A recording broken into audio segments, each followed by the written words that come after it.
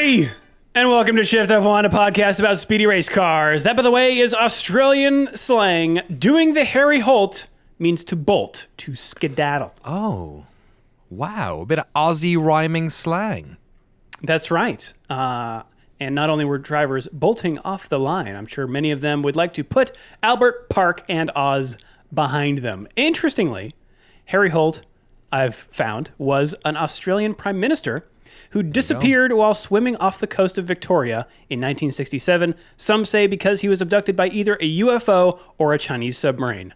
Wow, I love how, like, in the lore of Australia, it can't just be sharks. Like, sharks, like, non-Australian would be like, oh, it was sharks. That's kind of cool. That's a cool story. But they're like, nah, sharks are too blasé. It has to be, what was it? Aliens or the Chinese. Chinese submarine? Okay. Yes. Cool. All right. It's funny you mentioned lore because I found an extremely Australian quote in the article on Wikipedia of Mr. Holt's disappearance. Quote, okay. Holt's death has entered Australian folklore and was commemorated by, among other things, the Harold Holt Memorial Swimming Center. Oh, Jesus Christ. Oh, my gosh. Andrew Scanlon, joining me, Danny O'Dwyer. Oh. How are you, Danny? Oh, my God.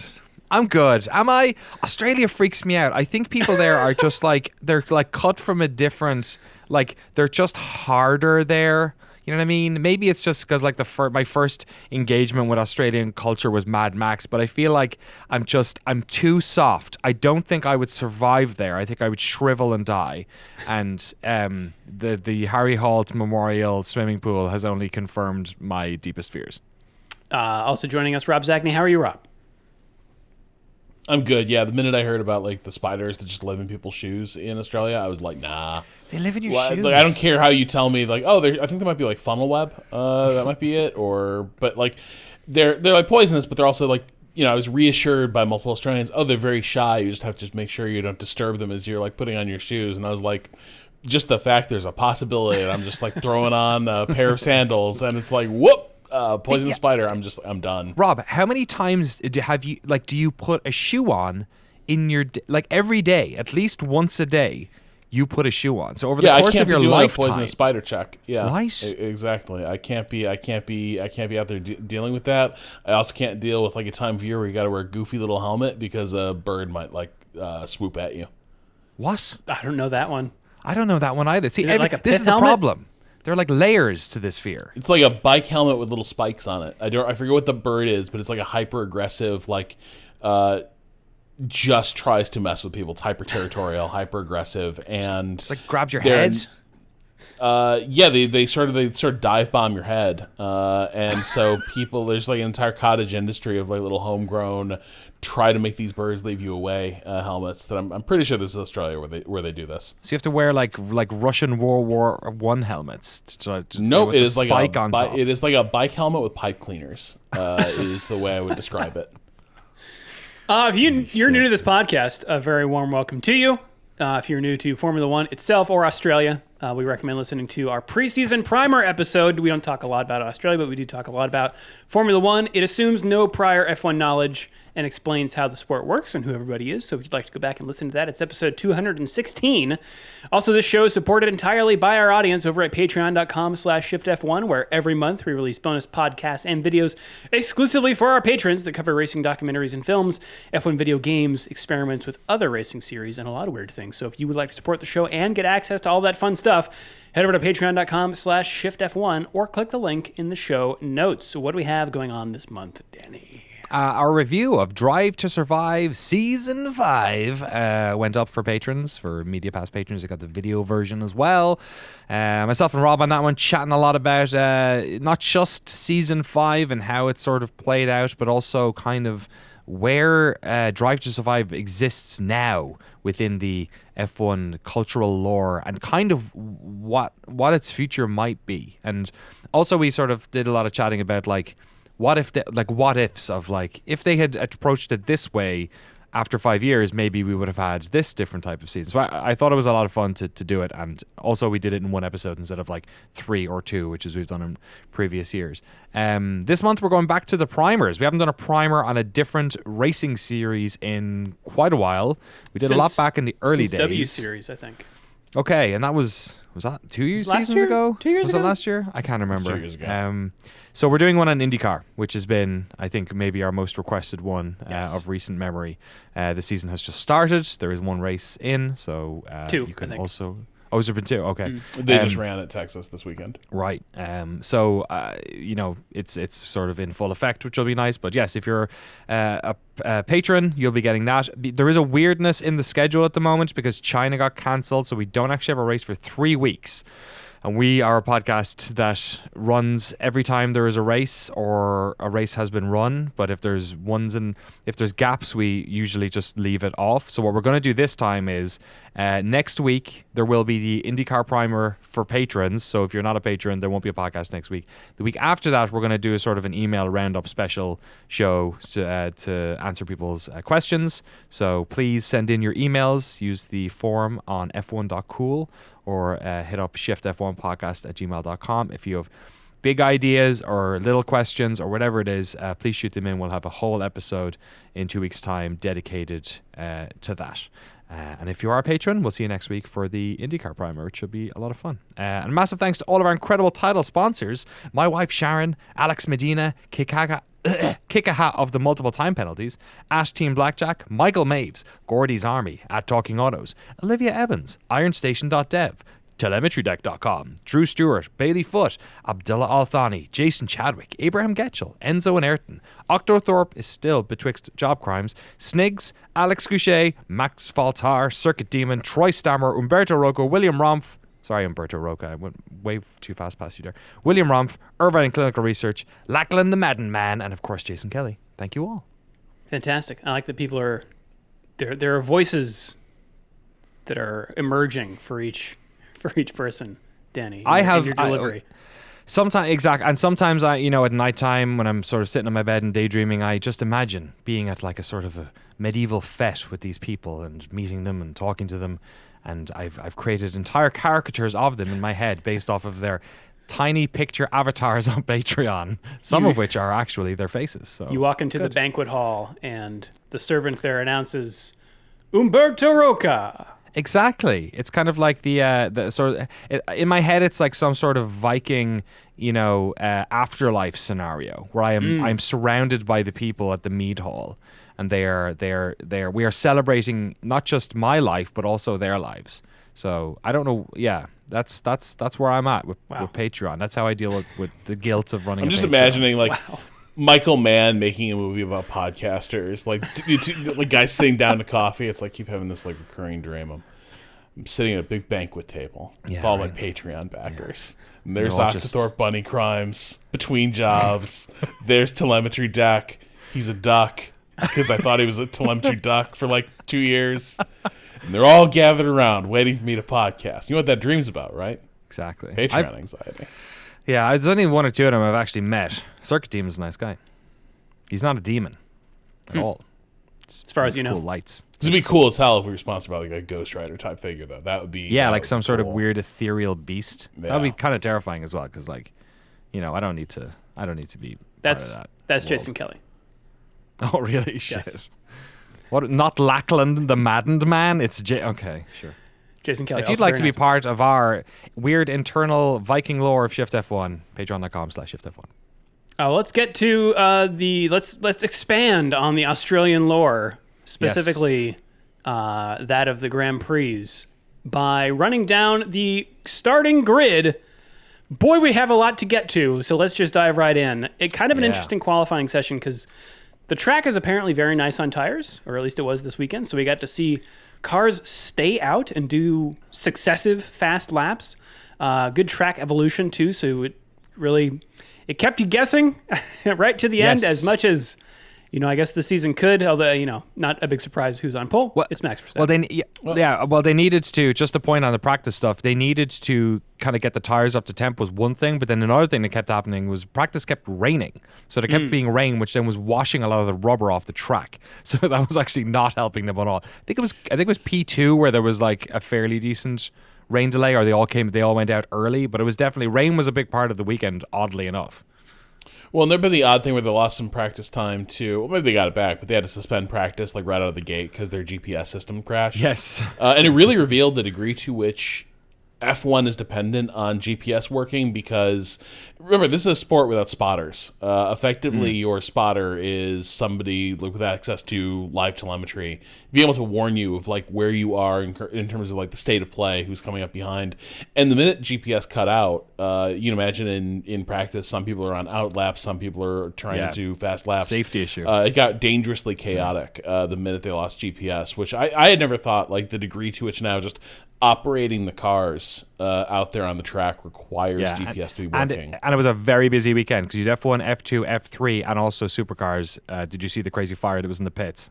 That was absolutely, one of the cars burst into flames on the drive-in. They had an incident on that final little chicaney area or whatever where the car basically burst into flames and they drove it into the pit. But by the time he was in the pit lane, it was engulfed in flames. Yeah. So they stopped at his pit box and they put it out, and he was okay. I think it might have happened to 2 people. I forget, but I didn't see all the highlights. But yeah, there was.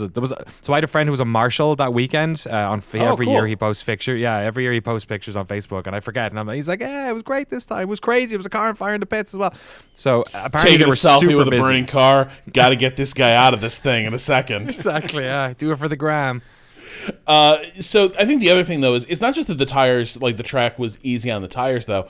It was bitterly cold on qualifying day. They could not get the tires up to temperature without doing a bunch of runs. So it was a really strange qualifying in a way I kind of liked. Yeah. Where it was just like guys doing long endurance stints out there trying to find the best time. Go again. Rather than doing the sort of, let's face it, like kind of boring cycle of go in, pit, try to time your next outing. There's the whole traffic anxiety. Great for the fans. It was fans kind of cool just as well. to see him try it again. Yeah, the fans got to see so many cars out all the time instead of these big gaps of no one's out for 5 minutes while they're waiting to get up to temperature again. Yeah. Well, you know who only got 5 minutes?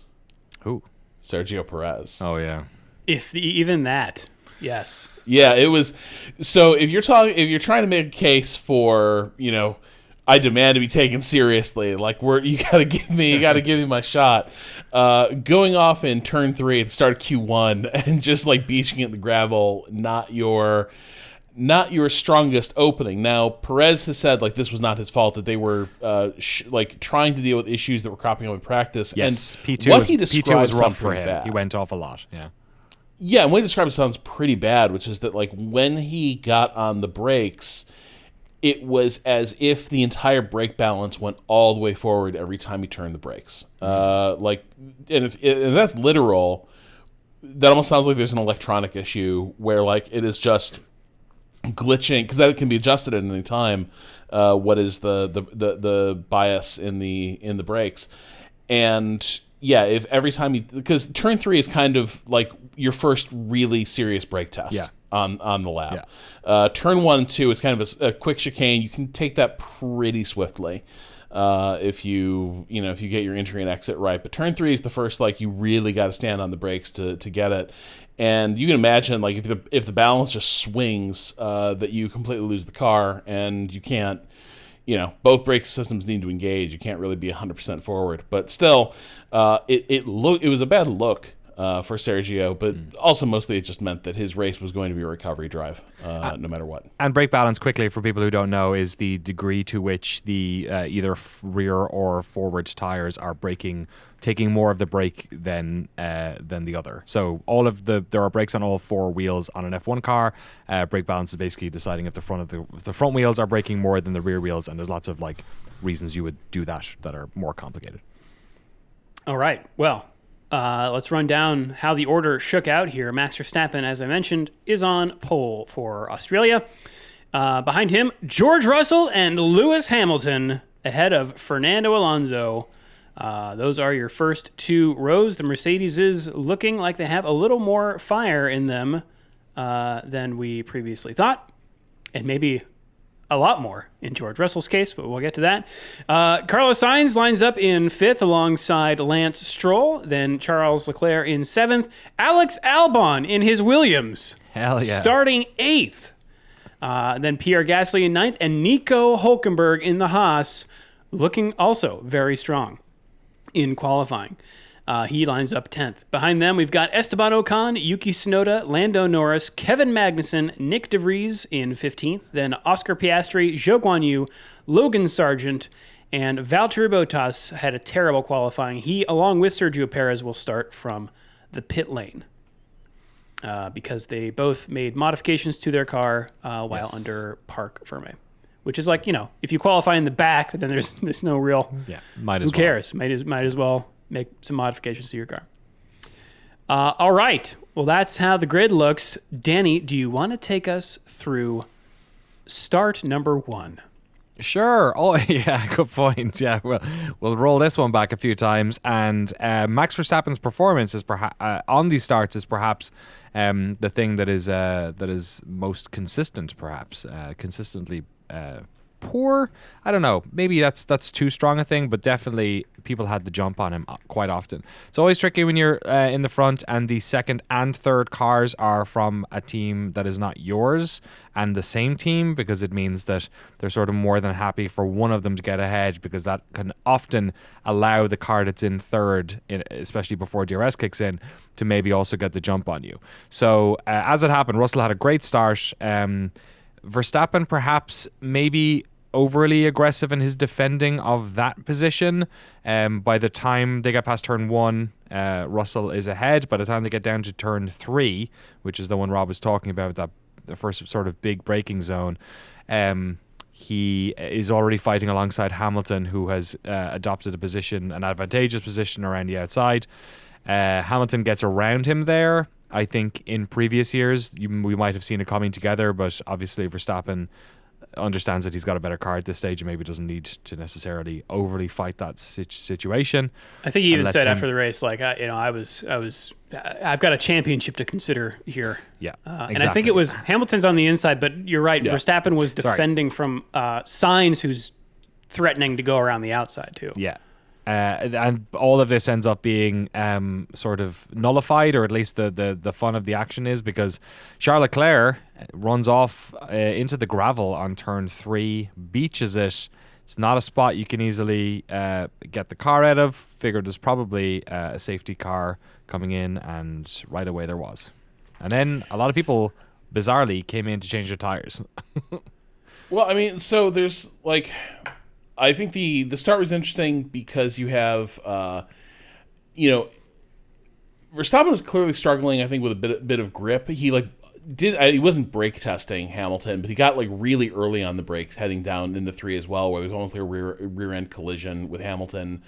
And Hamilton sort of ducked on the inside, and like Verstappen did say afterwards he felt that Hamilton pushed him wide, and it was sort of in contravention of racing form. I don't really see it. It was like Hamilton was as squeezed into that apex as he could be, and in normal circumstances, yes, you shouldn't have a car there, but Alonso is so close by, and because Verstappen had forced him to evade a collision earlier, positioning was all screwed up.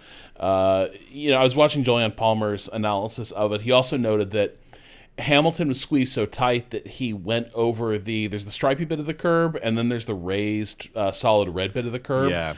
And he went over the solid red bit, and that unsettled the car so much that the car's not going to turn really after that. So of course he was gonna end up going wide, and that was just how it shook out for Max. But yeah, the real mistake here is Leclerc trying to hang it all the way around the outside to get past Stroll. And, it's not entirely his fault. He doesn't know that Stroll is going to be pinched by, I think Alonso was the guy to Stroll's inside who was caught up in the train with Hamilton and Verstappen. But, Stroll had nowhere to go, and Leclerc turns in because it's a pretty sharp turn and just kind of got himself dumped out into the gravel. Maybe a move worth trying, but also not something he had to force at that point. It reminds me of the things that sometimes creeps up where you've got a driver really in that little mid-pack busy spot who's not used to being in that busy spot a little bit. It kind of felt like that. I don't know, or maybe he should be used to it. I think it is more honestly the driver situation of Ferrari seems to be like these are guys who are frustrated. Yeah. Like these are guys who are frustrated with the pace of the car. They're frustrated with where they are starting, and I just think there was a bit of that like first lap desperation of wanting to make up a bunch of ground and not get stuck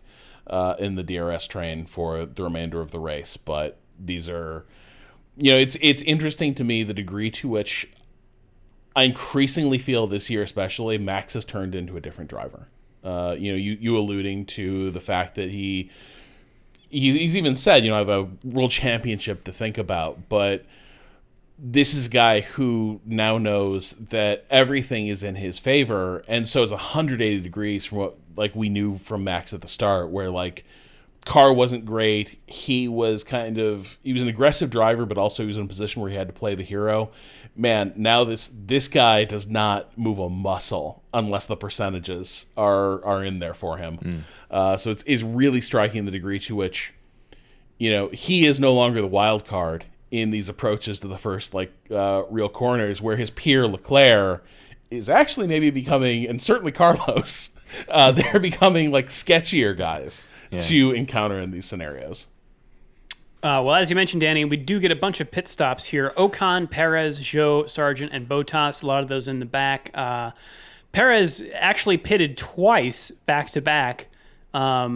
He started on the hard tires, so he went to medium to satisfy the second compound, and then went back to hards. I think everyone else also ended up on the hard tire. So they're trying to pull an Alex Albon here and go the distance on the hard tire, and hopefully not having to pit again.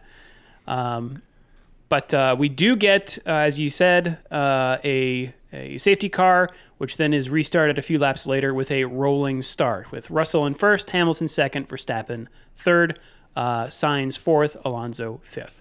Albon up to sixth. Yeah. He's in a great spot until he isn't. Yes. Yeah, and nothing happens really between those two incidents. I will say that you had Russell feeling clearly a bit pressed by Hamilton, or more that they were trying to give him pace instructions, and he was frustrated because he felt like Hamilton was coming straight at him while the team was trying to manage his pace, and it was just it was too much to deal with. But the things really fall apart because it feels like George is in the catbird seat. Here he has good pace. He was pulling out a lead on Verstappen, even though Max did have purple laps in him by lap 6. Like maybe the work of catching Russell up was already begun, but it was kind of mooted by the fact that Albon ends up having a spin that takes him into a wall at pretty high speed. It's a little gnarly. He gets into the wall and almost bounces back across the track into Nico Hülkenberg's path. Sketchy, very sketchy. Yeah, it's like one of those things where, if that car bounces out more into the racing line and Hülkenberg reacts differently, it has the makings of like one of those deadly broadside incidents that we saw like in Spa with Antoine Hubert. So it was like a very alarming accident. But the damage didn't seem that extensive. The worst was avoided. It seemed like a pretty routine spin and like brush with a wall. But the gravel, Rob. Would somebody think of the gravel? So Mercedes react immediately. Russell goes in for that pit stop. He didn't take the first pit stop that was on offer with the safety car, but this one clearly is going to be safety car. Too, I think he jumps into.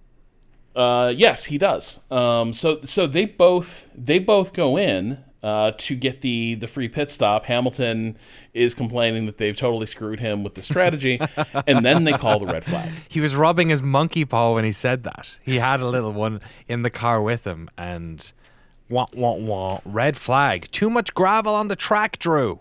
Yeah, and just to cap off the Albon thing, after the race, Albon and Williams both chalked the spin up to overheating tires. Williams' head of vehicle performance, Dave Robson, in this quote from Race Fans, said, "Unfortunately, touching the curb at high speed in turn 5 led to a small snap and a spike in tire temperature, which led him, Alex, to lose the car at the next corner." That is wild to me, if indeed that is true.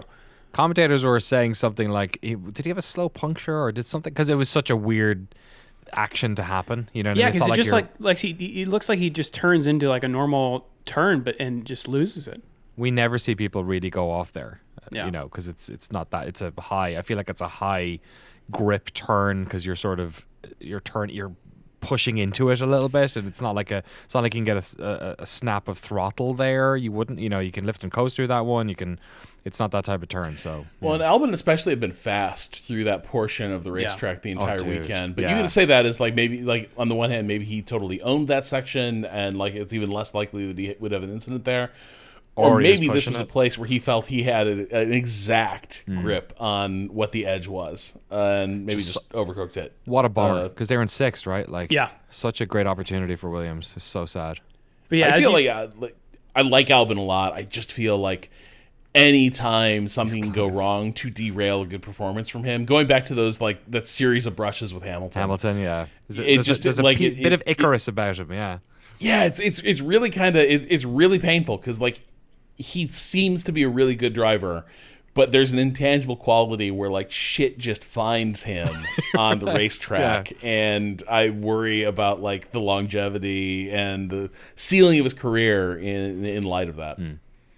well, as you mentioned, the red flag does come out on lap 8, meaning everyone gets to change tires if they want and retain their position. So Russell effectively lost the lead of the race for nothing. And Sainz, who went from 4th to 11th. Russell, by the way, comes out in 7th place. And, Mercedes was trying to just split the strategy here, put someone else on a more aggressive tire strategy, assuming that the race would continue on and then they would have multiple options. Although I was excited to, watch Verstappen try to get by both Mercedes cars. I thought at a track that's, difficult to pass on. So, there were things kept changing very, very quickly. And they didn't stop because on the grid, we go to a standing start. We are, not technically on a formation lap, but an actual race lap. Hamilton setting a slow pace as they make their way to the grid, which gets a little dicey for two reasons. Number one, Verstappen's on the radio saying, like, wait a minute, isn't this more than 10 car lengths? Check it. Which They're so smart, aren't they? They're so honest. They're like, well, any advantage. Yeah. These guys know the rules. They know the rules when it behooves them to know them. yeah. He was wrong in this respect, but Yeah, the rule is you are supposed to maintain at least closer than 10 car lengths to the safety car, except when the safety car's lights go out, indicating that it is pulling off. So as soon as that happens, the car right behind the safety car, in this case Lewis Hamilton in first, gets to choose the pace. That is Article 58.12, if you're curious. right. But number two, the cars at the back aren't expecting Lewis to slow down this much and have to take avoiding action. Magnussen even having to speed through the gravel trap, which is not a good look. Where Albon had come off. Where was that? I always forget where was that crazy incident that happened 2 years ago? It was the 2020 season. Do you remember where they all slowed down? It was one of those. It wasn't Portimao. It was one of the fill-in. It was a Turkey. It was somewhere where we had a fill-in race. And remember they had that big incident where they all crashed on their safety car on the start-finish straight. Oh, no. That's the one in Italy, right? This was... Was it Mugello? Yeah, I feel like that happened at Mugello. That sounds about right. I forgot that we drove there. We did 3 in Italy that year. Yeah. Do you remember that incident? It was a similar thing. Just the deceleration, how quickly it catches them out if they're going too fast. The stewards.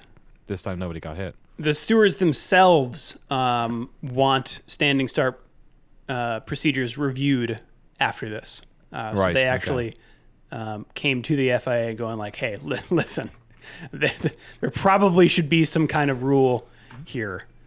But as it stands, or as they stood, it was Hamilton in first on the restart, followed by Verstappen, Alonso, Stroll, Gasly, Hülkenberg, Russell, Tsunoda, Norris, and Piastri rounding out the top 10. Do you want to take us through another restart here? Yeah, sure. I mean, good start from Hamilton, right off the blocks. Verstappen behind him. Nick De Vries and Ocon had a weird coming together on turn 3 that popped De Vries into the air and had him in plumb last. I think Russell had a really good start. Did he get past Stroll that fast? Very quickly, on he that made it up start? to fifth. Yeah. Perez is still in 16th at this point, which is worth mentioning, especially because there's 2 cars out. So he's actually third last, which, considering, you know, it's now been, 10 laps or so. Granted, some of those were under safety car, but he's having a bit of a struggle trying to make his way through it. And also, I think Carlos Sainz gets past Norris around that time as well and starts making his way back up the field. Right. Lap 12, DRS is switched on, and it is on between Verstappen and Hamilton. In the end, it's not a terribly exciting pass since Verstappen just kind of breezes by around the outside into, I think that's turn 11, making it look easy. Let's see. Also, lap 13, Russell makes a great pass on Gasly for 4th. But then, let's see, 5 laps later, Russell pulls over with fire shooting out of the back of his car. I feel like this has happened a lot. I feel like I've seen Russell driving well and then his car going on fire or something happen. It's like really, I feel like you don't get a memory. lot of Mercedes technical failures. That's, I guess, maybe the shock of that really bad one where he almost won when he was filling in. Do you remember that? Yeah. Up in With Jeddah the or whatever. switch Yeah. tires, yeah. Yeah, And then, that of was- course, like there was never a shortage of misfortune around him at Williams. Yeah, it was always Although something some of going it on. self-authored. But I also feel like it's just kind of it feels like reliability has, it's still a gremlin for a lot of these teams. But it was a pretty spectacular driving along with the whole tail on fire. And the funny thing was, when you got the in-car from Russell's point of view, the engine never sounded wrong. Like really? the engine, was, usually when something goes catastrophically wrong with the motor, with the power unit, the whole car kind of goes dead, or you hear like something in the note to indicate something has gone horribly wrong. Mercedes sounded fine, so it was really the fact that it was just a blaze that was the signal that he had to pull it off to the side. But it was a very unusual sort of failure. Yeah. Yeah, and an annoying place for it to happen because he had to drive past the entire pit. Yeah, he had just passed the pit entrance. Yeah. Although maybe he didn't want to repeat the supercars thing. But speaking of Perez, Oh my God. this is when he starts to turn it on. In particular, Specifically on turn 9. yes, it's that tight left-right. He does a couple of overtakes in quick succession, passing Ocon on the inside for 11th and then Piastri on the outside for 10th.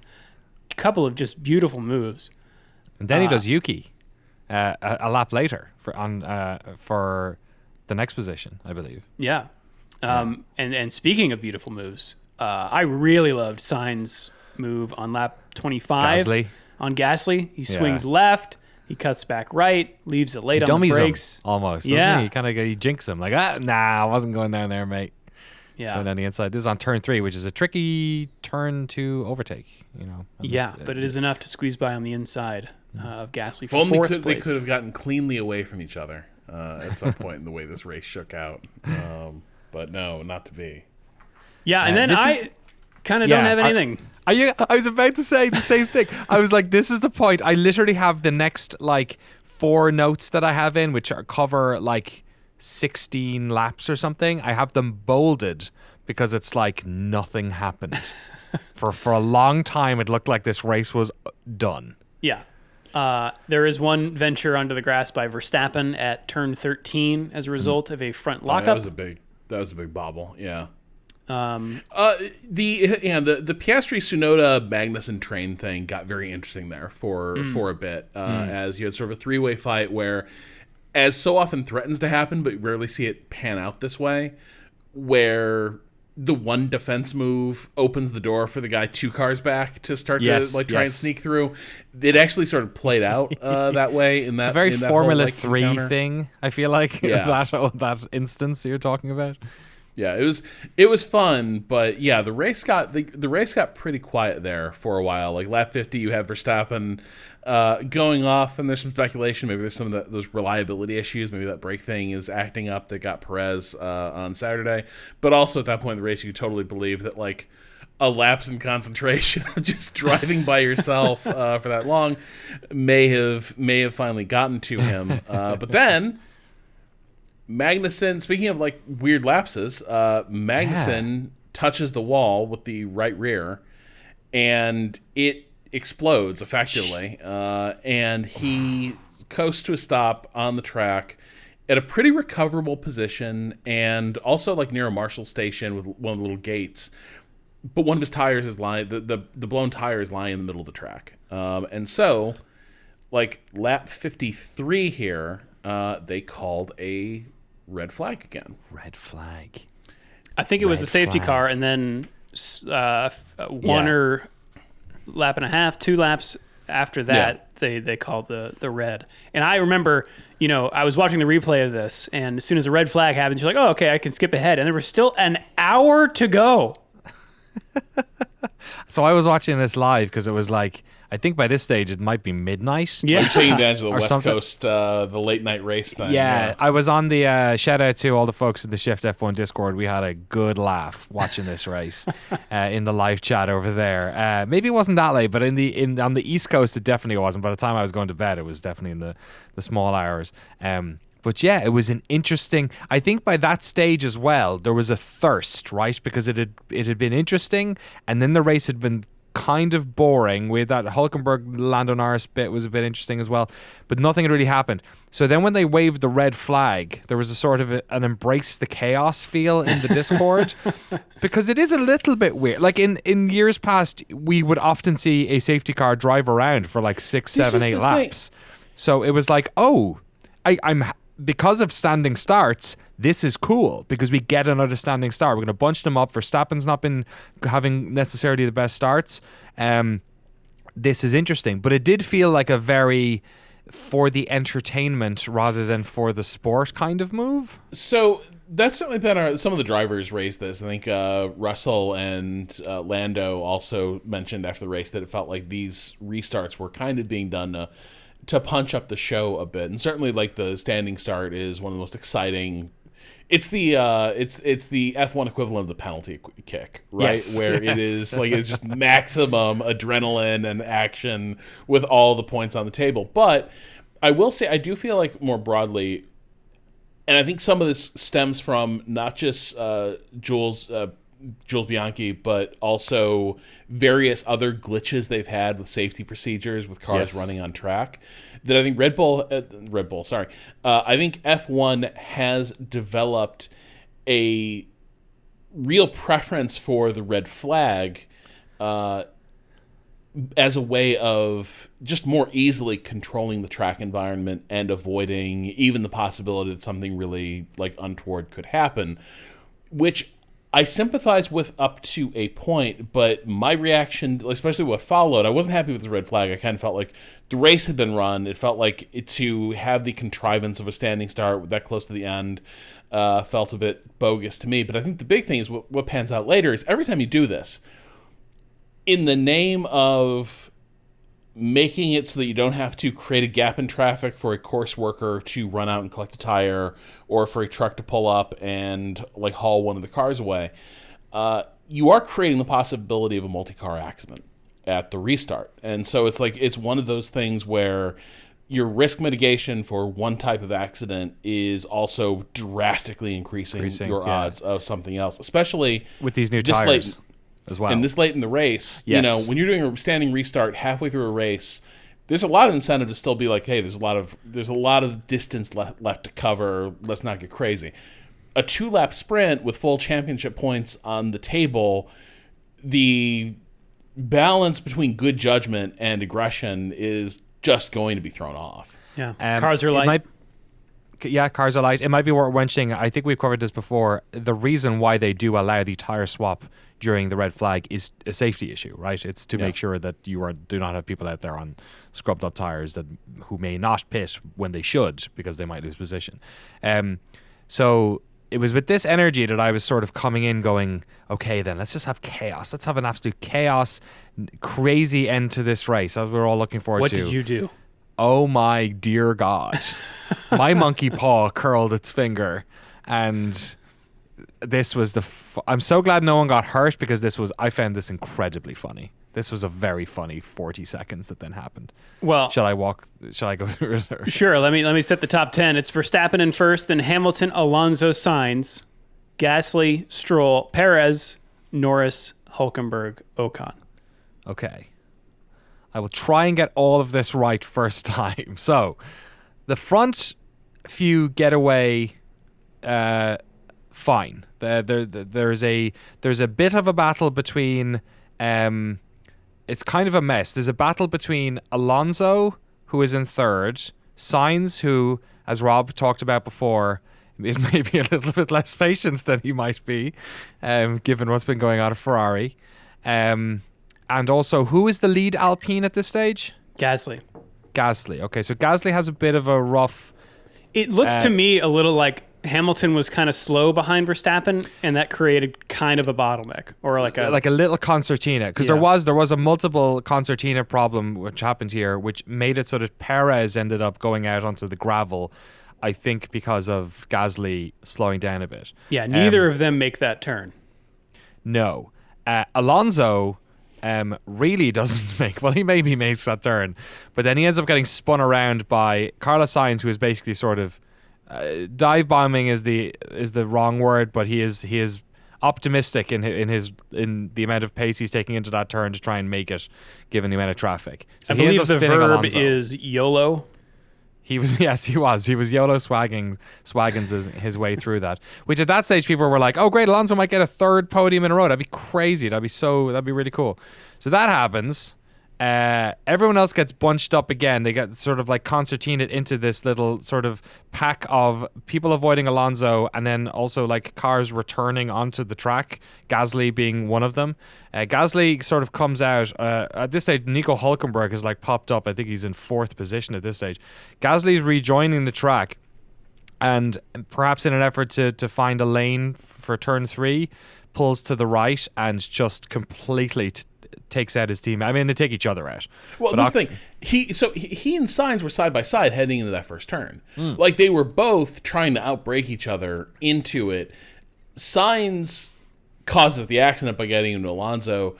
Gasly can't make the turn and shoots off, and then him coming back on just creates the worst scenario possible for Alpine, which was poised to have a really like season salvage. Again, it's early, but at the same time, like, things have been off to a bumpy start, and they really needed these points.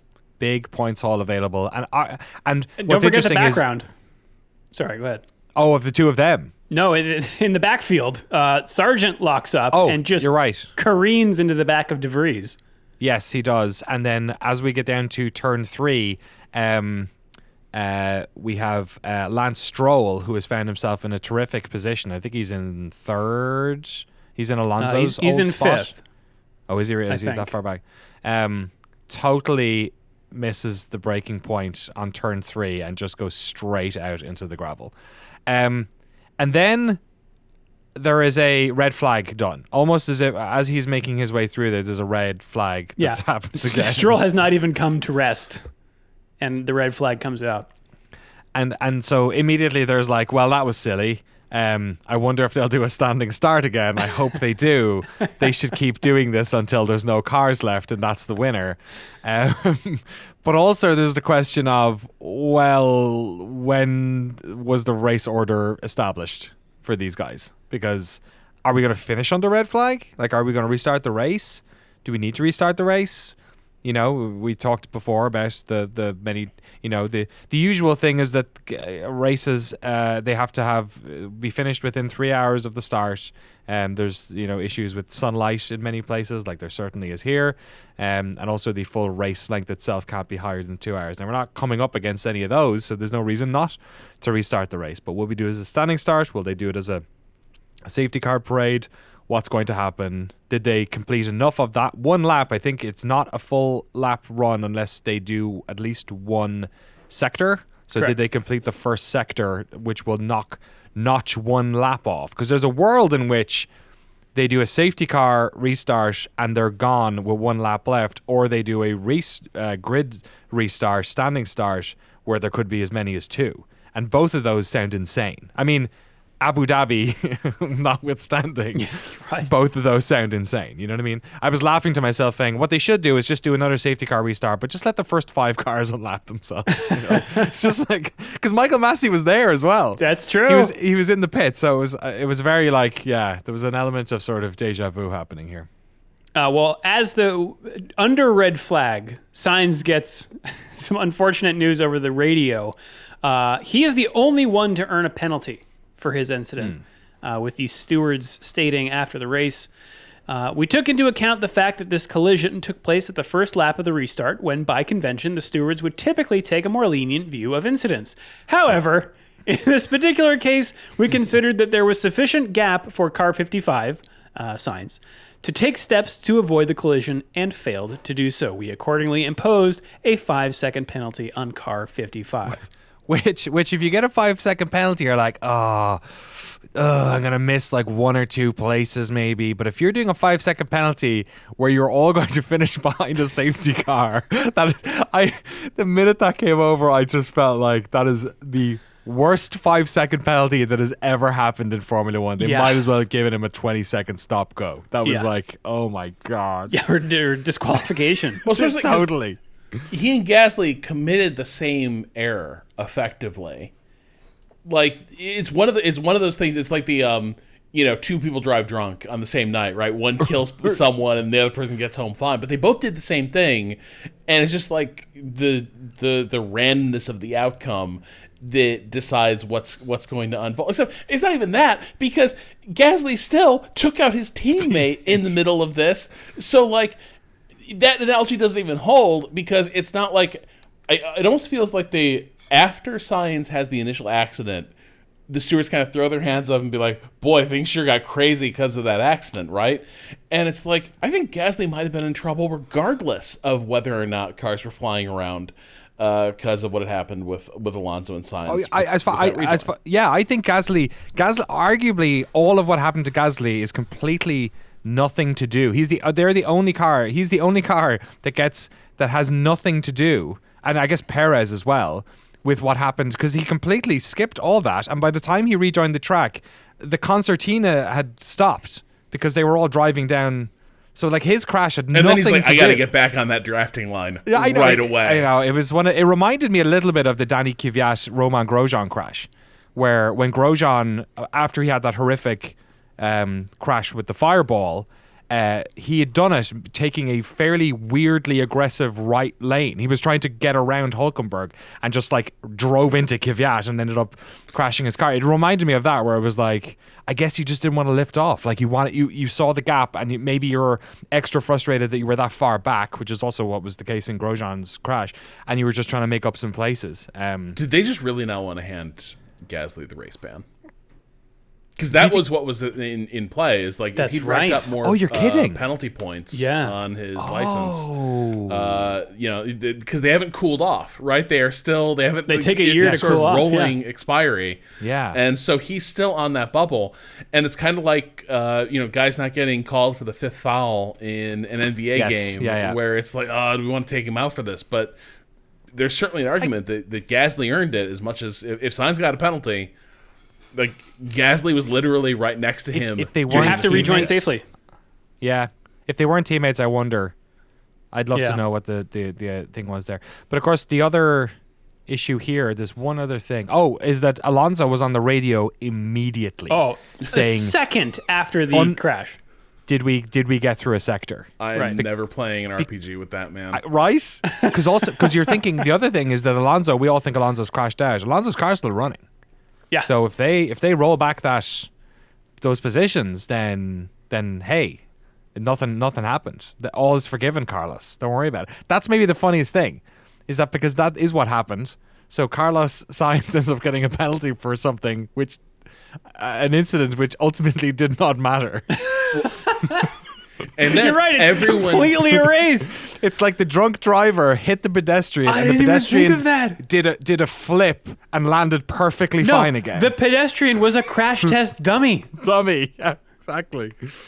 So it Brad Pitt didn't at the even start of matter. Meet Joe Black. Yeah. Yeah, the- exactly.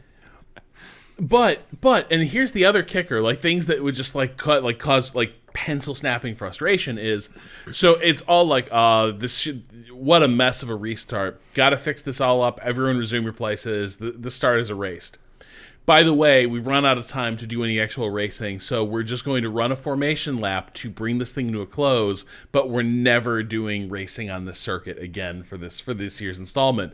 Alpine, sorry about your cars. Everyone's getting their places back. But Except because you. your two shambles of F1 cars can't make it to the grid, you get DNFs, and those points go elsewhere. It's amazing. And then lastly, Carlos, the safety car is going to come in, and they don't need to keep. They can be as close to you as they want when you're going to the finish line. So you better hustle, mate. So when they come around, you see Carlos Sainz basically like create a gap so that he can drive into the gap as fast as he can, and he goes. I believe it's from 4th to 12th. Yes.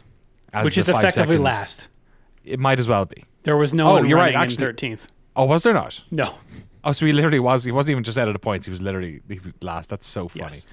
What a silly sport. I think this is. I think this is the most Formula One race that has ever happened. Yes. Because it's entirely based on weird idiosyncratic rules and where they meet each other. It is, but this is the thing. Like, I feel like it's getting out of hand just in terms of they're calling too many red flags. And they have to figure out a way to do routine accident recovery without stopping the race, and while letting they need find a way to get some of this compatible with virtual safety car, and also get your safety car restart procedures back in place. Get to a place where you can be comfortable doing this stuff, because this multiple red flag situation, one, I think it's just kind of it makes a bit of a grind to watch the race. Jeddah in 2021 was also a wild race. It was also really annoying, and this was kind of starting to get on my nerves by the end too, where it was especially when the big payoff for this is a formation lap and then the race is just over. And it's I kind of wish we just called yellow when Magnussen had the accident, and we could have wrapped this up 45 minutes ago. Right. No, I was just. I loved it. I thought it was so stupid. I thought it made the start of the race was interesting. In a way, it's kind of annoying because the interesting parts of this race were crashes, and that's not what we should want or what I want from Formula One. I don't watch. That's how I used to watch Formula One when I was 10. When I didn't really care about any of the nuance. I was I want to see the cars hit into each other and fight each other and that type of thing. I think that's where a lot of people come in at with F1 as well, is the danger of that. And the joy we get from it, hopefully now as adults, is strategy and all that sort, and knowing they're close to the limit and all that sort of stuff. This was very much a race where it was boring unless there was cars crashing and kicking gravel around or smashing into each other. And that's not necessarily great. So I can hear that too. But that middle part of this felt like the Aronofsky Mother, that movie where it's every part of human history in one movie. This was every F1 race had the boring part in the middle where nothing happened. It had a GRS train, it had an interesting start, a boring start, a red flag, a safety car, a virtual safety car, double waved yellows. It had absolutely, and then wailing and gnashing of teeth before the stewards. Yes, exactly. People citing chapter and verse of the rules. Yeah. Carlos was not happy. Someone who was happy, Max Verstappen, his first win here, and Red Bull's first win in Albert Park since 2011. Lewis Hamilton came home in second, and Fernando Alonso, from the sidelines, finishes on the podium. Behind him, Lance Stroll. Sergio Perez comes home in fifth, having started from the pit lane. Lando Norris in sixth. How about that for some McLaren points? Nico Hulkenberg in seventh. And one last bit of weirdness here If you watch the race conclude, you may have seen Hulkenberg pulled over after the checkered flag. Yes. This usually means that a car is out of fuel and would mean a penalty, since you have to have enough fuel left after the race for a sample, and being in danger of not having enough isn't an excuse for stopping on track. As it turns out, reading from his radio transcript on racefans.com, on the last lap, Hulkenberg says, "I lost the engine." You're Okay, kidding me. I think it's okay again. And then his engineer replies, "It's okay to go to the end. It's okay to go to the end." Hulkenberg then says, "I think I lost the gear sync," going back and forth. He basically limps across the line with an ailing engine, and then as soon as he crosses the line, is told to stop the car. That's unbelievable. And he was the one directly behind Sainz. He was wasn't he? behind Norris.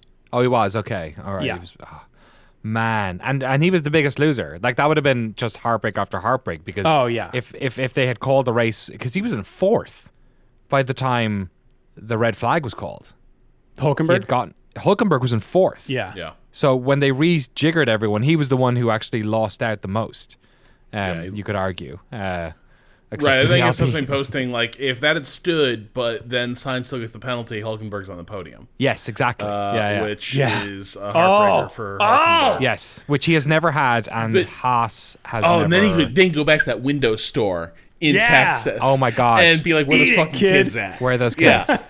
Yeah, so that was in real time. That was the heartbreak. Was like, oh, if Sainz gets a penalty for that, then Hulkenberg gets his first podium. Also, that kid's like in college, and the kids in that window store thing are like, "What's a podium? Still not? Is that a win? No, okay." But the thing is, all you would have, if I'm reading the rules right, all you would have to do is get into that second sector, and then when the race restarts, they restart it at the order that the cars were in when they entered the second sector. Right. Crazy. And they were right on the edge. It was right on the edge. Yeah. I'll just say this though: Hulkenberg is bringing it. Yes, he Like, is. This is the He's making K-Mag look like Mick Schumacher. Why did nobody ever think of just hire the like experienced old dude? Just get a steady old hand in there and just like drive the car. Don't be a hero. Because he had that thing we're talking about with Albon. That was Hulkenberg. Yeah. Right. Like that. He was the guy who ended his F1 career upside down. You know what I mean? Like he's you know, in a way you could almost say like, hey, look, he almost had it again this time. But like, yeah, you're right. He's been consistent. He's been the vindication tour is on. Yeah, it's amazing. I'm really happy for him. 100%. In 8th place, Oscar Piastri, double points for McLaren. 9th, Zhou Guanyu. And in 10th, Yuki Tsunoda. Behind them, Valtteri Bottas and Carlos Sainz, the only cars running that did not get points. So De Vries didn't get around again, did he not? He was out? No. Okay. Yes, so out of the race were Pierre Gasly, Esteban Ocon, Nick De Vries, Logan Sargent, Kevin Magnussen, George Russell, Alex Albon, and Charles Leclerc. They were both out, Logan and De Vries. They never got back on. Wow. And Perez set the fastest lap, so we got an extra point. Well done, Sergio. It all worked out in the end. Sure did. Driver standings after the Australian round, Max Verstappen is on top with 69 points. Sergio Perez finishing in 5th with that extra point now has 54. He's in 2nd place. 3rd place, Fernando Alonso with 45 points. Then Lewis Hamilton in 4th with 38. Two-way tie for 5th place between Carlos Sainz and Lance Stroll with 20 points. Then George Russell in 7th with 18. Lando Norris has 8. Nico Hulkenberg and Charles Leclerc in 9th place with 6 points. How about that for a tie? Yeah. Valtteri Bottas, Esteban Ocon, Oscar Piastri all have 4. Oh, and Pierre Gasly. And we've got Zhou Guanyu with 2, and then Yuki Tsunoda, Kevin Magnussen, and Alex Albon with 1. The only 2 zeros are Logan Sargent and Nick De Vries. In the constructor... Sorry, go ahead.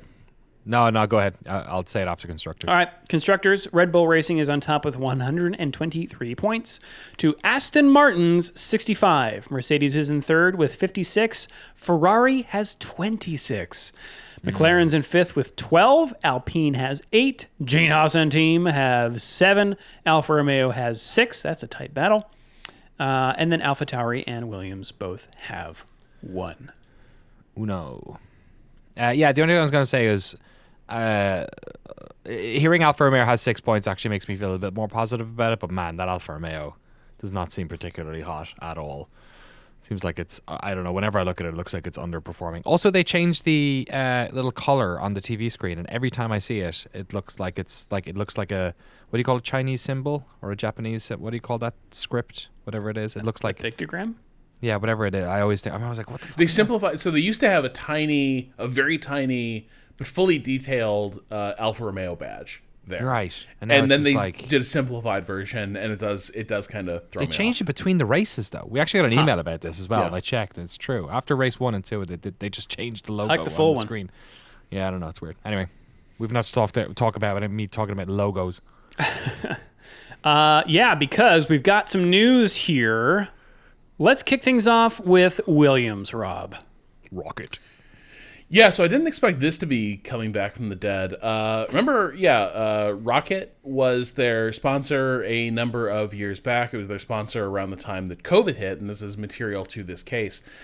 So Rocket has now filed a lawsuit in a federal court in Florida, suing Williams for damages for like the end of the sponsorship agreement between the two companies, and claims that Williams made around the time of the end of the partnership.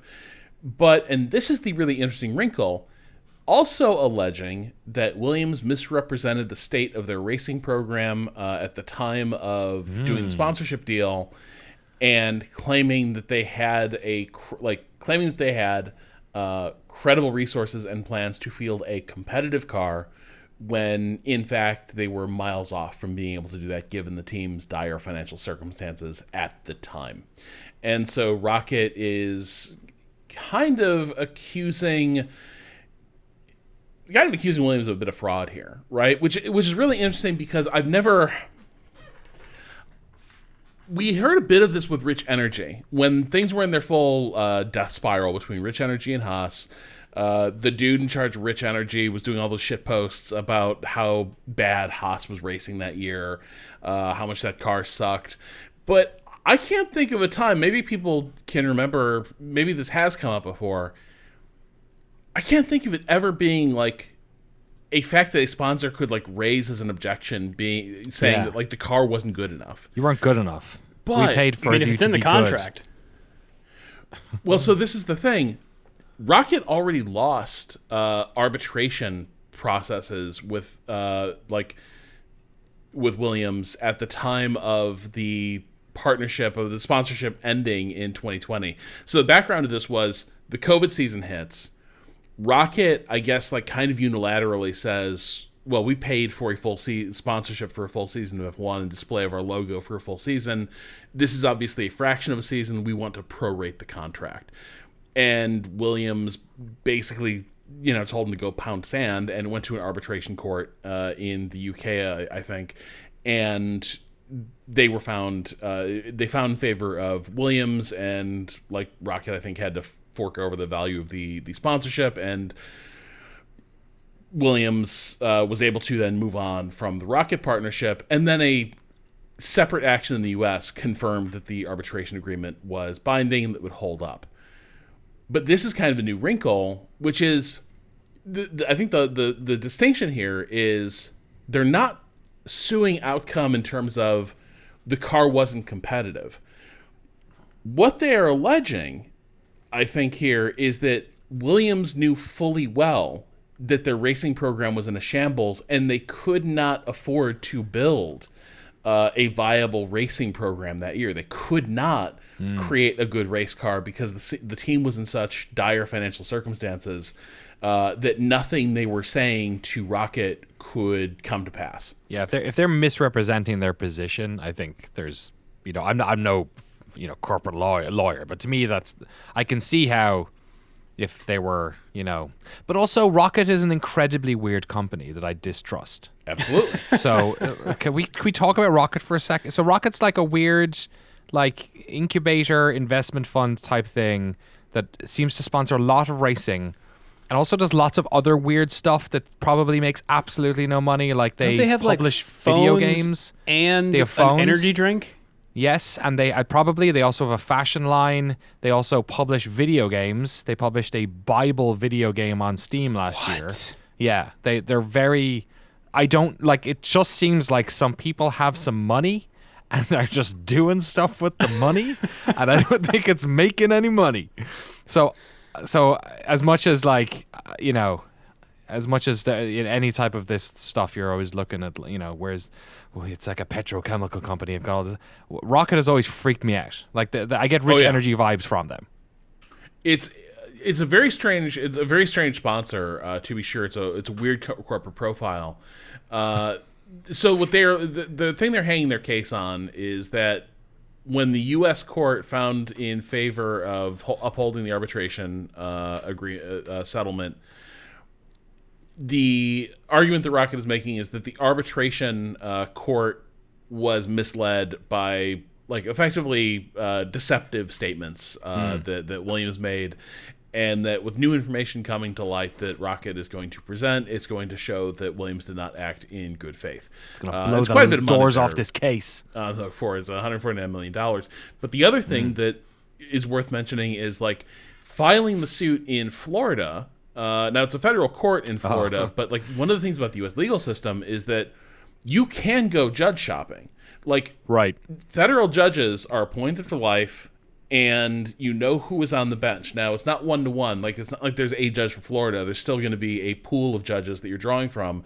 But there are venues where your odds of getting a certain type of judge who would be favorable to a certain type of action is more likely to be found. This is sort of famously what happened with the Gawker lawsuit, right? Where the Hulk Hogan lawsuit, I think, went into the Florida system in part because there were courts there that were very friendly to a broader, a more expansive definition of libel, invasion of privacy, than was common across the rest of jurisprudence. So that's the other weird thing is going to a Florida court suggests that they've got a guy that they picked out where right. there's a judge or two here that they think they can land where they might be able to get some traction with this. Interesting to see how it plays out. Remember, this is all on the eve of Williams selling out to Doralton Capital. So, there's certainly some reason to believe there'd be some smoke there'd be some fire behind the smoke that Williams wasn't really in a position to compete. I think we all kind of know that. But it's an interesting case, and if it progresses very far, it sets a very weird precedent for motorsport sponsorships. Indeed. Well, speaking of very weird, CEO of Formula One, Stefano Domenicali, is saying some stuff about the weekend format. Back in August, he told race fans, quote, "Free practice is very interesting for the engineers or for the drivers, but at the end of the day, in sport, you need to fight for something." And he's basically been proposing some changes to the F1 Commission. He says, before that, quote, "I will be very aggressive to have one free practice in the morning on Friday, and then every time we go on the track, with the respect of the race on Sunday, that has to be always the most important part of it. There should be something to fight for in terms of points, in terms of awards." So I was kind of surprised to hear. I missed that quote. That is a more radical quote than I've heard from him before. Yeah. Drew. That is really interesting. Yeah, so I was surprised not only that they're considering having fewer practice sessions, but the drivers seem to be on board for this. So Russell, in another Race Fans article, says, who's, by the way, the chairman of the Grand Prix Drivers Association. Right. Quote, "You don't want to be just left with a car that you created at the start of the year with no opportunity to trial new things. This is sort of the beauty sometimes. You've got the 60-minute session. You can try new things, develop, improve further. Whereas if you're going straight into a session that is points-worthy or there's a reward, you're less likely to try new things." But he continues, "I don't think it's right that Formula One has 3 times the amount of practice that you get in Formula 3 and Formula 2 categories. They should be the ones getting more practice, also because they're doing fewer races. They don't get to test that often. No practice would be too little. I wasn't in favor of the sprint races initially, but having done 6 in the 2 years, I really enjoy the sprint races. Having action on a Friday, I think, is vital for all of us and also for the entertainment factor. 3 other drivers agreed with him, Gasly, Hülkenberg, and Sargent, who just came from Formula 2, says that having 3-hour practice sessions is, quote, definitely a lot, especially coming from F2 where you just have to take risks a lot sooner than I currently have to. So as a rookie, I don't mind having 2 or 3, but going forward, I don't think 3 is necessary. So, practice is one thing. Qualifying is another. You guys like qualifying? I like qualifying. What if we had 2 qualifyings? Why would we qualify twice? We have 3 So- qualifyings right now, Drew. This also from race fans. F1 is considering a revised format under which a second qualifying session would be held to decide the starting order for the sprint race. Because currently... Wait, what? Yeah, Wait. check this out. Currently, a sprint weekend starts on Friday with practice 1 and then qualifying. Yes. Yeah. Then on Saturday, we've got that weird practice 2 that serves no purpose, Yes. and Yes. then the sprint. So what if qualifying 1 set the grid for the race and qualifying 2 set the grid for the sprint? That would stop people Wait. phoning it in on the sprint, Wait. which is a worry. But also, this seems No, wait. stupid. Why don't? How about this? The Why the don't sprint we? sets the grid? This yes, but not anymore. And no. But not anymore. that. Is what? Yes. Yes. Which Well, then we're that's- just doing a sprint race to do a sprint race. Yep. Yeah. Which I mean, they do in F2 and F3. It's a separate. Well, actually, no. They don't do. Yeah. So maybe not. This is part of a that was an interesting quote. The whole like, every time they go on the track, there should be something at stake. Yeah. Yeah. So Their lives, Stefano. I don't know. This is the thing. Like, so the thing I'm You watched sympathetic the to is crashes? this idea that maybe with the added setup time, there's too much convergence in like setup quality that the field sort of stacks up. It gets very like there's not a lot of variance in performance that you would otherwise get. And I'm very sympathetic to the notion that like the feeder series desperately need more seat time to develop drivers and get them ready for the next step into racing, be that F1 or elsewhere. But I do feel like, this feels like we're 3 years now into a progressive drift to try to suck the marrow out of like an F1 weekend. yes, you're right. And in the face of a sport that, like, we call it a cost cap, but the other way of phrasing it would be a salary cap. Like, this is when this shit is introduced, like, and I was supportive of it because, like, no one likes the idea of, Mercedes, one of the biggest auto manufacturers in the world, could just, like, spend other teams into oblivion. Like, no one, like, likes the idea of that. But the way it is also clearly worked out is it's all drawing from a common pool, and so there's like downward pressure on like staffs and accommodations that teams can make for the staff who have to go to these things. And now the race weekends will be getting more intense because let's face it, sprint races are going to generate more accidents. It's going to require more repair time. Just raise to the cost cap. cars. What's wrong with that? Just completely undoing everything we just did. Then they'll raise it, but like not to the like this is the classic sports league stuff, right? Where it's like, yeah, maybe they will raise the cost cap, but not to the degree that they've increased the value they're extracting from a given Grand Prix weekend, while the people who like go out and make the thing happen are kind of making a lot of, unless you're one of those exempt positions, you're kind of making peanuts for a harder job. Well, they're gonna try this at Baku, it seems. This is from Autosport. The basic plan now for sprint weekends is to have normal race qualifying on Friday after FP1, with the grid set in stone and no impact on it from the result of the sprint.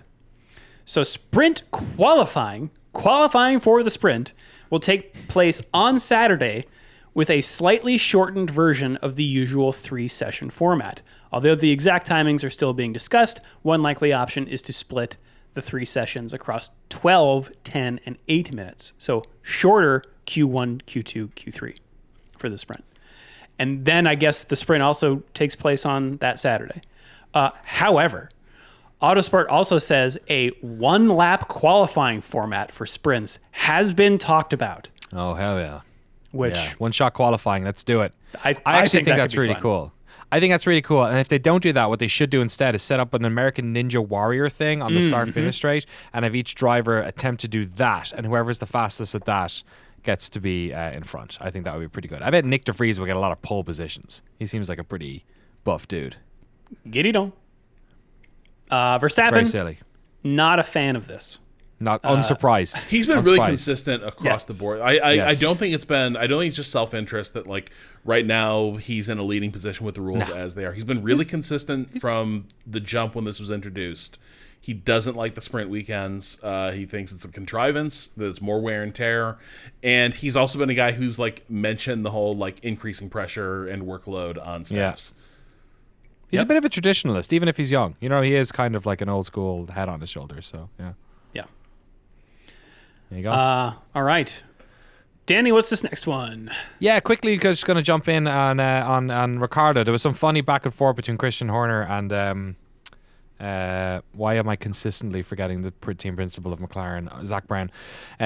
While they were talking about how Daniel He's Ricciardo the CEO, but yeah. Sorry, yes, hadn't been CEO and team, but well, CEO who likes to be around. About how Daniel Ricciardo hadn't been fed properly at McLaren because they said they had to get some more meat on his bones apparently. But another interesting thing that's come up in an interview Christian Horner did, this quoted from Race Fans, is about the thing that we have talked about sort of intermittently over the past couple of years, which is Daniel Ricciardo's inability to connect with a lot of cars that aren't Red Bull over the years. And there's a great quote here. These are from Christian Horner.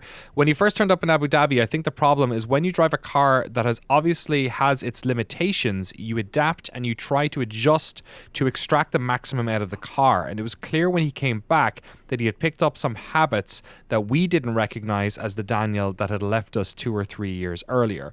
Ricciardo feels like the car in the virtual world, this is him doing his virtual testing, which seems to correlate well with what we're seeing in the actual world. He's desperate to get a run in the car at some point to validate that, the feeling.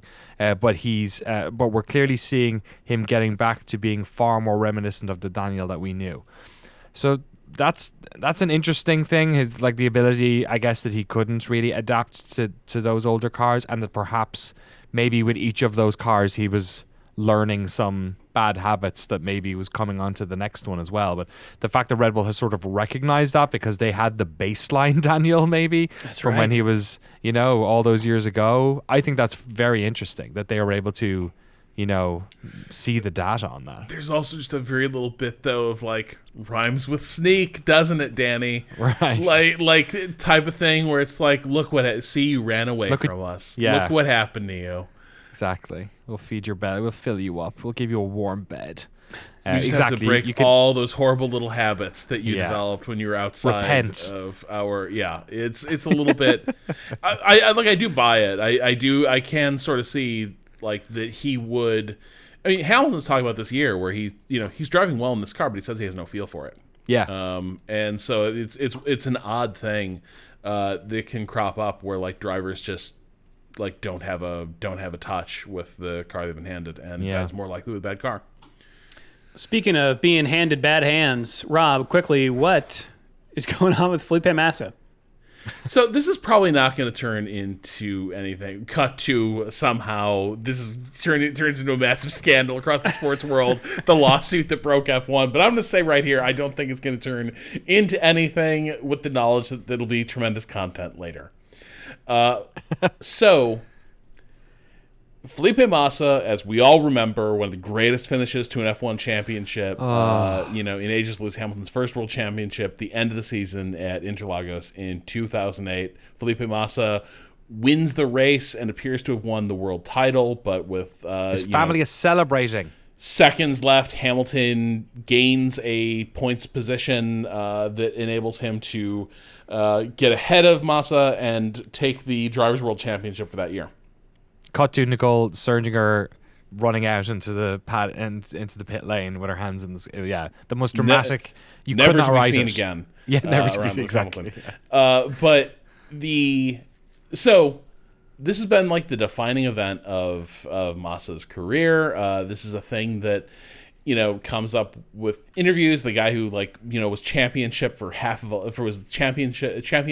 lap, and has always sort of been pretty consistent about having made his peace with it, and also really if you look at it, they were a long shot coming to that race to begin with, so it was a thing that all prepared for. Yes, it was more Hamilton almost losing it the second time in a row, because the previous year he had dropped the ball in the last lap and lost his first championship in his rookie year. So that was more. You're right. That is more the story of it. Is more that Massa somehow had a Phoenix in the Flames moment and then it was taken away. Yeah. So now the obvious thing with the 2008 is a championship that close. You have the sort of butterfly effect, or for want of a nail situation, where suddenly everything looms very, very large. And one of the things that looms very large is earlier that year, the Singapore race. That is the race where Nelson Piquet Jr. Staged a crash on Flavio Briatore's orders to set Alonso up with an advantageous pit stop and help him win a race at a time that Renault is massively struggling. But as a result of that, Massa gets a horrible finish in Singapore, I think. Yeah, so this is decisive. Massa ends up in 13th. In Singapore, and Hamilton ends up on the podium. Yeah. And so there is your difference. Now, it's been known that, if Piquet doesn't do that and Briatore doesn't order it to be done, Felipe Massa is world champion. Everyone knows this. This is understood. But in the last couple weeks, and I can only imagine that this is Bernie also doing maybe interviews around the release of that documentary Lucky that we were talking about the other day. I assumed it was from Lucky, but was it a separate interview maybe? It was an interview with F1 Insider. Right. And Ecclestone said in the interview that he and, the now deceased Max Mosley, but at the time FIA president, that they were aware basically from the jump that the incident in Singapore was staged. And the quote from Ecclestone in F1 Insider is, "We decided not to do anything for now. We wanted to protect the sport and save it from a huge scandal. That's why I used angelic tongues to persuade my former driver and Nelson Piquet to keep calm for the time being." Back then, they pronounce it both ways, right? Do they? Yeah, okay. They do. Kelly Pickett has gone out there and say we prefer Pickett. We prefer to say Pickett. It's like Ricciardo. Okay. Yeah, but at the same time, it is PK, so I don't know. Sorry. Anyway, Ecclestone continues. Back then, there was a rule that a world championship classification after the FIA awards ceremony at the end of the year was untouchable. So Hamilton was presented with the trophy, and everything was fine. We had enough information and time to investigate the matter. According to statutes, we should have canceled the race in Singapore under these conditions. That means it would never have happened for the championship standings, and then Felipe Massa would have become world champion and not Lewis Hamilton. But like you said, butterfly effect. Yeah, but this quote has uncorked the reserve of frustration in Felipe Massa. He was sort of asked about this, and he is looking. He at least said he's looking into legal options around the 2008 title race, given that this is new information that wasn't available at the time. That if the FIA was kind of in on it in the start and effectively was covering up the fact that they had the scandal on their watch. A scandal within a scandal, it sounds like. Yeah. Yeah, and so then he should have been. Then the race should have been voided, and he should have been a F1 champion. It's been 14 years. You're right. It's a long shot to see any of this play out in it's unclear even what he would be like. What would he sue for? What do you? It's absurd to reclassify the championship after all this time, but it's unclear. This is why I don't think it's going to go anywhere. It's a very murky thing. But Massa said that at the time, Ferrari's lawyers were very clear that there was nothing to be done.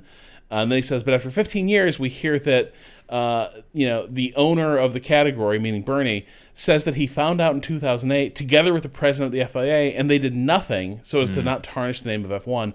This is very sad to know the result of this race was supposed to be canceled, and I would have a title. In the end, I was the one who lost the most with this result, so we are going after it to understand all this. Here's the other thing to bear in lost mind. quite a lot as well, I think you'd argue, but... What? I think Nelson Piquet Jr. lost quite a lot as well, but, Yeah, but he actually did the cheating. Like, fuck him. Yeah, I feel bad for him. I wish your dad was nicer. But but think about this other connection too. This was clearly Briatore, I think, responding to pressure from Alonso. Alonso was unhappy. The Renault sucked for the first time in years. Like he was ready to jump ship, and so he's desperate to notch some kind of win. And then who should come in over to Ferrari and basically end Massa's tenure there? But Felipe Massa, but Fernando Alonso, who thoroughly puts Massa in the corner. And so to an extent, you would also see this from Massa's perspective of this same dude in two contexts, habitual, completely screws you over playing his freaking power games. Lady Macbeth over there. He likes being the bad guy. It's true. It's true. He did say it. He did warn us. He's seething, but again, it's been a long time since then, and the FIA has various bylaws that would make it very tough to reopen a result like this. So I don't think it's going to go anywhere, but it is just a reminder of all the weird scandal and pent up energy around that the Crashgate scandal as it became known. And if this does turn into a lawsuit, might as well just give you the background now. It'd make for a fascinating lawsuit. The idea of someone 14 years later suing to be either instated or somehow made whole, stemming from this cover up. Which, to be clear, if Ecclestone's memory is correct, and he and Max basically did sit down and were like, well, we can't very well have this. Break loose. That is pretty scandalous. You wouldn't put it past them, but also he's an old man. How clear is his recollection? Right. Yeah. Well, we will watch that if it turns into anything. We're also watching the fantasy standings. If you would like to join our fantasy league, you can use the link in the show notes. I'm here to read out the winners, the podium of the Fantasy Australian Grand Prix. In third place, 1.5 fast, 3 furious. A little math for everyone. I liked it. Yeah. Also, apologies. I don't know what's up with this site now, but I can no longer read the nationalities or the username, just the team name. But you know who you are. And then tied for first, Oberhof Racing and Earthbound Orbiters. However, in the total championship, Oberhof or Boberhof? Oberhof, great, cool. What's Oberhof? That is a motorsport manager team that I'm co-managing on Waypoint Streams with Ricciardo Contreras, and mistakes are occasionally made.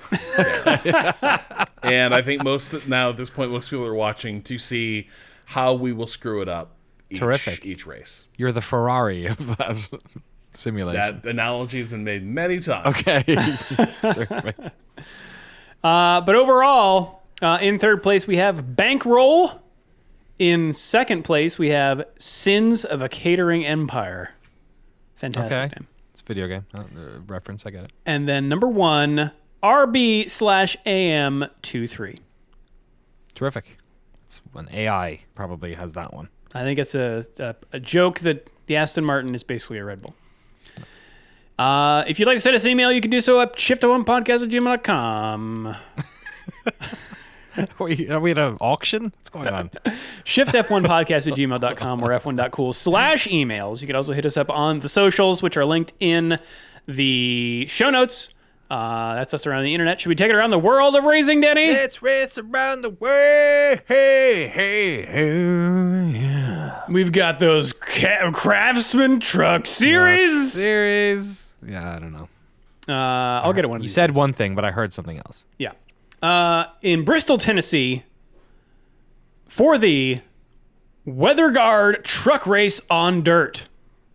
Whoa. Yeah. We're racing on love dirt. when they do the dirt. Nothing ever weird happens at the dirt races. Nope. Just cover it in dirt. Dirt it up. Get it dirty, like Christina Aguilera. Whoa. Super reference for the Formula is kids. back for the Fuji rounds. We're at the Fuji Speedway in Oyamacho, Which Suntogun, prefecture? Shizuoka-ken. That's the prefecture. Shizuoka. Prefecture, Shizuoka. beautiful. It's a good one. Terrific. The motocross Grand Prix is, they're in Switzerland this weekend. Interesting. Don't you know? And they're competing on Monday, interestingly. Yeah, this is interesting. Maybe because it's Easter Sunday. Oh, there you go. Yeah. Happy Easter, everyone. But you know who's celebrating Easter? All Christians. And NASCAR. Oh, we had nothing more Christian than NASCAR. Also at the Bristol Motor Speedway Are we on the dirt? We are at the We're the dirt. Food City Oh my God. night race. Food City. Food City. We're just buying 2 loaves and 2 fishes, and we're gonna make it work, just like our Lord and Savior. Wow, deep cut. Yeah. Thank you. It's not that deep. It's real. Well, speaking of reading surface from level Christianity. reading from the good book, Danny. Do you have Oh, your you're book right. this Sorry. time? Yeah. That took me 20 seconds to figure out. I was like, Because you were wait, like trying to are figure we- out what does he want you to do with the Bible? And no, it was just blasphemy. Do you need me to get a scripture that is relevant to Formula One? Because I think I might struggle. I don't have the book, but once again, clutch save from wife O'Dwyer, who sent it in to me. April 5th, on this day, Nigel Mansell continued his domination of the season today in 1992 when he took victory in the Brazilian Grand Prix at Interlagos in his lightning-quick Williams Renault. It was his 3rd win on the trot. Imagine that, Interlagos, at this stage of the season.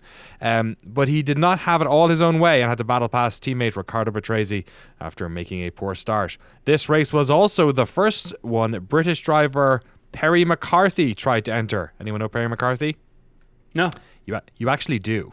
So we'll let's keep going. Okay. He had been signed up by the short-lived Andrea Moda team, but he was denied a super license and was not even allowed to attempt to qualify. He later achieved fame as Top Gear's tame racing driver, the Stig, until he was sacked for revealing his identity in his autobiography. So come on. Perry Honestly, McCarthy. though, that kid got out of Top Gear when the Getting Out was good. Yeah. It was, if there were a time to no longer be associated with Top Gear, it was around like then. right around the time they killed the Stig. Yeah, that's true. There you go. Wow. All right. Well, final thoughts, Danny, after Australia, ahead of our IndyCar sojourn. Yeah, looking forward to talking about some IndyCar stuff, especially because we have this really annoying gap again, which is very annoying. Is Baku next? Is that the It next is. one? Baku's been a fair... Baku, we were shrugging our shoulder. We weren't sure about it when it first came up, and I think rather consistently it's given us, interesting races. So I'm looking forward to Baku. Melbourne was a very strange race. Very strange. Feels like a fever dream. Watching races at nighttime on Saturday is also very bizarre. Well, this new weekend structure, though, is going to make me feel a lot more like a fever dream. Like, I still feel like I need this little red strings chart to figure out like this new system they want to put in place. It's like we've gone from, wouldn't it be fun to set the starting grid with a race, to we should just do 2 races. Yeah. Formula 2 and Formula 3 do. Why not? Why not? Domenicali actually cited MotoGP, All right. which are doing the same thing this year. Just 2 races. Yeah. Keep Baku weird. That's what I say. Keep Baku weird. Absolutely. If you'd like to support the show and get access to all of our bonus episodes and the official Shift F1 Discord, you can do so over at patreon.com/ShiftF1. Have a good race weekend, everyone. We will see you all next week. Meow.